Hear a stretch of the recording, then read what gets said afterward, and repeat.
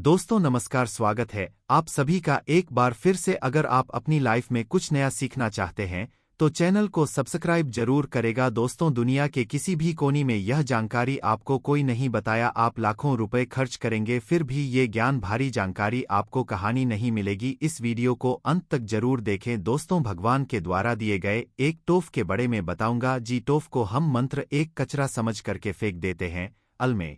यह कचरा नहीं, हीरे से भी बढ़कर है। आज के जो वीडियो है इतनी सुंदर है, इतनी ज्ञानवर्धक है, आप कहानी भी चले जाइए। यह जानकारी आपको कोई नहीं बताया। इस वीडियो से आप अपना भला करेंगे ही करेंगे। इस जानकारी से आप दूसरों का भी भला कर पाएंगे। दोस्तों, इस वीडियो को आज जरा सभी मिस मत करना। इस वीडियो को आपको पूरा जरूर देखना है।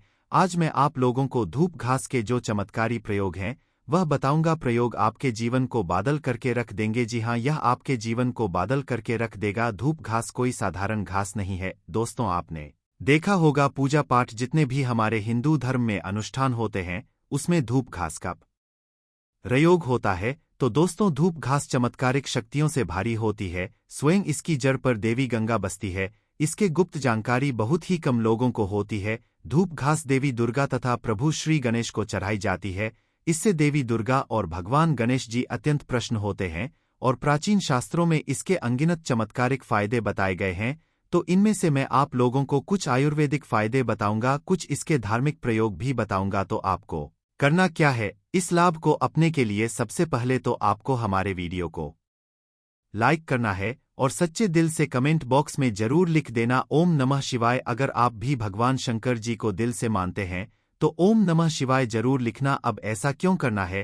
क्योंकि दोस्तों, जितने भी पेड़ पौधे वनस्पति है यह सब भगवान शंकर जी के द्वारा ही उत्पन्न किया गए हैं। दोस्तों, जो धूप घास है हमारे भारतवर्ष में दिखती है और बहुत ही आसानी से मिलती है। और ये जो धूप घास है, आप कहीं भी जाइए, किसी भी स्टेट में जाइए, किसी भी राज्य में जाइए, किसी भी देश में चले जाइए, धूप घास आपको मिल ही जाएगी। धूप घास की एक खास बात है, यह कम पानी में पनप जाती है, अर्थात इसमें कम पानी लगता है। ये कम पानी नहीं अपना जीवन यापन कर लेती है और जी जगह पर धूप घास थोड़ी सी लगा दी जाए उसे जगह पर पूरी तरीके से फैल जाती है। दोस्तों, आजकल तो लोग अपने घर की सुंदरता को बढ़ाने के लिए इसी घास का प्रयोग करते हैं ताकि घर का वातावरण सुखमय बना रहे और देवी शक्तियों का वास हो जाए। तो आई इसके अलौकिक को जानते हैं। सर्वप्रथम इसके आयुर्वेदिक जरूर बताऊंगा, फिर मैं आप लोगों को इसके देवी चमत्कारिक प्रयोग बताऊंगा और ये दोनों प्रयोग आपको जानना बेहद ही जरूरी है।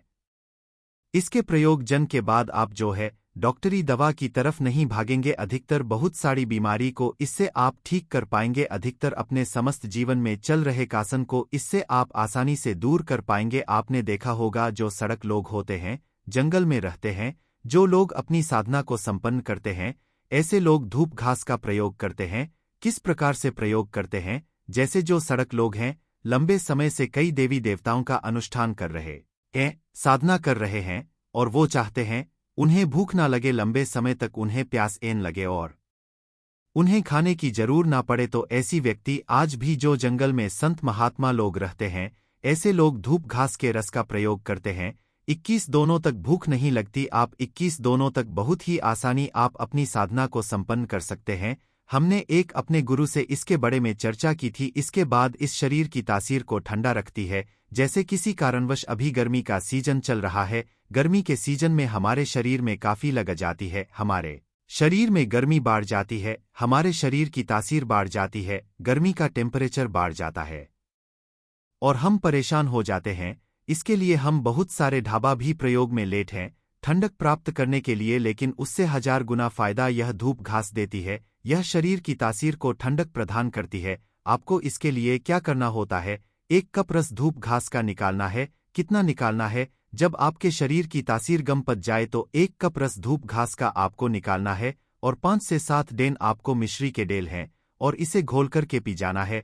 आपके शरीर का कितना भी टेम्परेचर बड़ा हो, गर्मी का केवल आप देखना आधी से 1 घंटे के भीतर में तुरंत कम हो जाएगा और आपके शरीर को काफी हल्का लगेगा। आपके शरीर का कायाकल्प भी करने का कम करती है। कैसी भी तेज गर्मी हो उसे दूर कर देगी। दोस्तों, वनस्पति शास्त्र में इसके बारे में स्पष्ट लिखा है कि इसका प्रतिदिन 1 कप, अगर इसका प्रतिदिन 1 कप रस 2 सप्ताह तक पिया जाए तो बवासीर की बीमारी जड़ से समाप्त हो जाती है। या जिन्हें खून की समस्या हो, खून में कोई परेशानी है, वह बीमारी भी ठीक हो जाती है। यहाँ तक कि इसके बड़े में यह भी स्पष्ट लिखा है कि यह बुद्धि को कंप्यूटर से भी ज्यादा तेज करने का कम करती है। माँ के चलिए कि अगर आपके घर में कोई छोटे बच्चे हैं जिनका पढ़ने में मन नहीं लगता और आप चाहते हैं कि उनका पढ़ने में मन लगे या फिर जो याद करते हैं वह शीघ्र उन्हें याद हो जाए, अर्थात याद किया हुआ भोलेनाथ, तो ये बुद्धि को कंप्यूटर से भी ज्यादा तेज करने का कम करती है। तो इसके लिए करना क्या होता है?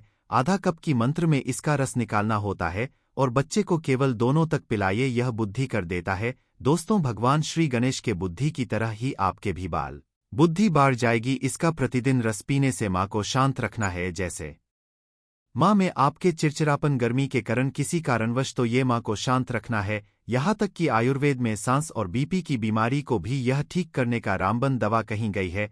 इसका 1 कप रस निकाल कर के प्रतिदिन 1 महीने तक पिए तो सांस और बीपी की बीमारी को भी यह ठीक कर देती है। चलिए दोस्तों, मैं आप लोगों को इसके दिव्य प्रयोग बताना चाहूंगा, तो वीडियो को आप इसके लिए पूरा जरूर देखना। वीडियो को आधे बीच में छोड़ कर के नहीं जाना है, क्योंकि अधूरा ज्ञान हमेशा खतरनाक साबित होता है। दोस्तों, अधूरा ज्ञान लटकती तलवार की तरह होता है, इसलिए जानकारी पूरा होना जरूरी है और जानकारी के अभाव में आप सही निर्णय भी नहीं ले पाते हैं। और इस वीडियो के आखिरी में इसका एक गुप्त प्रयोग बताऊंगा जो कि आपको धनवान बनाएगी, आपके जीवन के सारे कासन को हारेगा। तो दोस्तों, इसके तांत्रिक एवं चमत्कारिक प्रयोग, धार्मिक प्रयोग इस प्रकार से हैं। इसे पीसकर के तिलक लगाने से, अर्थात इसकी जड़ को पीसकर के धूप घास का जो सफेद धूप घास होती है, इसकी जड़ को पीसकर के तिलक लगाने से ये बुद्धि को स्थिर रखना है। चेहरे का तेज बढ़ता है, आप आकर्षण का केंद्र हो जाते हैं। यह चेहरे में चमक को बढ़ाने का कम करता है। इसे गणेश जी या फिर माता दुर्गा को चढ़ा करके ध्यान से सुनिएगा। यह गुप्त बात ये आपको बहुत ही कम आएगी, धनबन बनाएगी, जीवन के सारे कासन को दूर करेगी। तो इससे गणेश जी या दुर्गा माता को चढ़ा करके अगर प्रसाद ये धन पेटी में आप रखते हैं तो यह धन की कमी को दूर करता है। पर्स में रख लीजिए, दुर्गा माता को चढ़ा करके, गणेश जी को चढ़ा करके, या फिर धन स्थान पर इसे रखिए। दोस्तों, ये साक्षात माता दुर्गा के स्वरूप कही गई है। धूप घास यह कोई साधारण घास नहीं है, इसकी जड़ में स्वयं गंगा माँ बसती है, इसलिए दोस्तों यह महापवित्र कही गई है। जी उत्थान में होती है, उसे स्थान को पवित्र कर देती है। घर में हो तो घर को खूबसूरत बना देती है, वातावरण सुखमय हो जाता है, देवी देवताओं की कृपा बरसाती है। जहाँ यह घास होती है वहाँ भगवान गणेश अवश्य होते हैं। इसके हर कणकण में भगवान गणेश बसे हैं। तो दोस्तों, आप इसे अपने पारस में जरूर रखा करें, ये आपके अतिरिक्त खर्च को रोकने का कम करेगी। इससे रवि पुष्प नक्षत्र में पीस कर के गुप्त प्रयोग बता रहा हूँ, हमेशा कम आएगा, याद रखिए। तो इसे रवि पुष्प नक्षत्र में इसकी जड़ को पीस करके इसका रंग निचोड़ करके अगर पीते हैं तो स्वतः ही यह शरीर को, जितनी भी आपके शरीर में दिव्या शक्ति है, यह सबको जागृत कर देती है, जिसे हम कुंडली शक्ति बोलते हैं। कुंडली भी जागृत करते हैं रवि पुष्प नक्षत्र में। दोस्तों, आप सर्च करके गूगल पर देख सकते हैं। हम जो जानकारी आपको बताते हैं वह 100% सत्य होती है।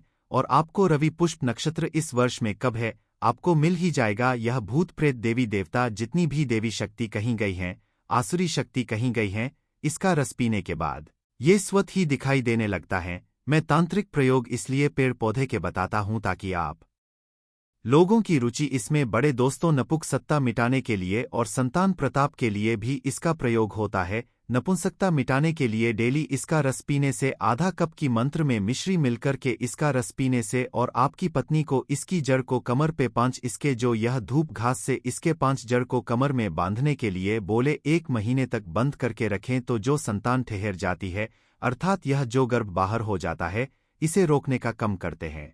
दोस्तों, यह भी कहा जाता है इसे सप्ताह में अगर 2 बार पी लेते हैं तो ये शरीर को कई प्रकार की बीमारी से बचता है। 100 साल तक यह बुढ़ापा नहीं आने देता। आयुर्वेद में इसे अमृत कहा गया है और इससे बढ़कर के आयुर्वेद में कोई दवा ही नहीं है। आयुर्वेद में इसे इसलिए अमृत बोला जाता है क्योंकि इसके रस को पीने से शरीर का कायाकल्प करता है। कायाकल्प मतलब आपके शरीर के बुढ़ापे को दूर भागने का कम करता है।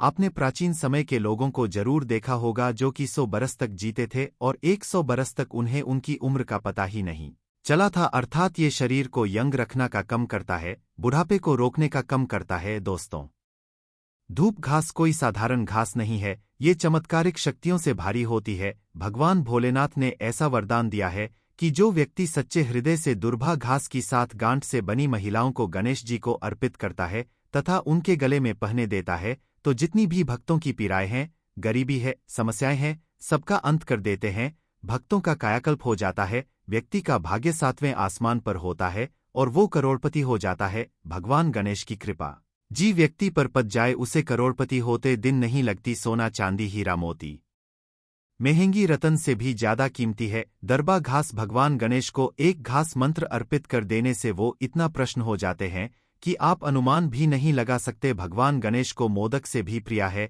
धूप घास। दोस्तों, अगर आप सच्चे दिल से जून 2024 बुधवार के दिन किए जाने वाले ले यह एक दीपक वाला उपाय है।